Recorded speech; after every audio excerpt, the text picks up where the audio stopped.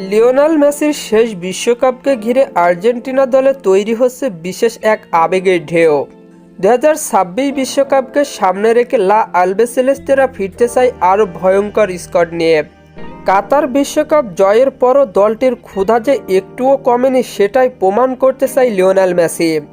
এই বিশ্বকাপ হতে পারে মেসির আন্তর্জাতিক ক্যারিয়ারের শেষ অধ্যায়, তাই তাকে ঘিরেই গড়ে উঠছে অভিজ্ঞতা ও তারুণ্যের দুর্দান্ত মিশ্রণ। দলের অধিনায়ক হিসাবে আবারও থাকবেন লিওনেল মেসি। আক্রমণ ভাগে মেসির সঙ্গে নিশ্চিতভাবেই থাকবেন হুলিয়ান আলভারেজ।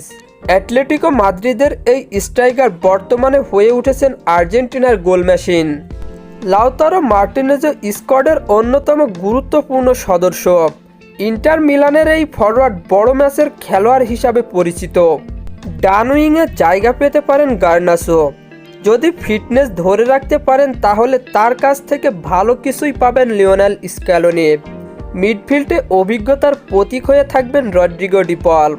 আরেকদিকে এনজো ফার্নান্ডেজ হয়ে উঠেছেন আর্জেন্টিনার মাঝমাঠের ইঞ্জিন। আর অ্যালেক্সিস ম্যাকঅ্যালিস্টারও দলের ভারসাম্য বড় ভূমিকা রাখবেন। ডিফেন্সিভ মিডফিল্ডে জায়গা পাকা লিয়ান্দ্রো প্যারেদেসের।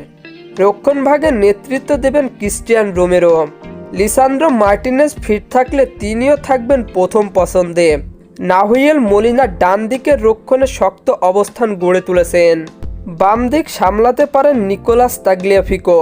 গোলপোস্টে আবারও ভরসার নাম এমিলিয়ানো মার্টিনেজ। বিশ্বকাপে তার অভিজ্ঞতা আর্জেন্টিনার বড় শক্তি। বেঞ্চে থেকেও ম্যাচ ঘুরিয়ে দেওয়ার মতো খেলোয়াড়রা থাকবেন এই দলে। তরুণ ফরওয়ার্ড থিয়াগো আলমাদাও নজরে আছেন কোচের। তার সাথে নিকো পাজও কম নয়। কোচ লিওনেল স্ক্যালোনি চান গত বিশ্বকাপের কাঠামো ধরে রাখতে। একই সঙ্গে নতুন প্রজন্মকে ধীরে ধীরে দায়িত্ব দেওয়াই তার লক্ষ্য। এই স্কোয়াডে থাকছে গতি, শক্তি ও কৌশলের নিখুঁত সমন্বয়। মেসির নেতৃত্বে দলটি খেলবে চাপমুক্ত ফুটবল। আর্জেন্টিনার আক্রমণ ভাগ যে কোনো প্রতিপক্ষের জন্য ভয়ঙ্কর হয়ে উঠতে পারে। মিডফিল্ডে বল দখল, ট্রানজিশন হবে বড় অস্ত্র। রক্ষণে আগের চেয়ে আরও সংগঠিত হওয়ার চেষ্টা থাকবে। এই দল কেবল তারকায় ভরা নয়, বরং দলগত খেলায় বিশ্বাসী। মেসির শেষ বিশ্বকাপ বলেই প্রত্যেক খেলোয়াড় নিজের সর্বোচ্চটা দেবে। সমর্থকদের স্বপ্ন আবারও বিশ্বকাপ ধরে রাখার।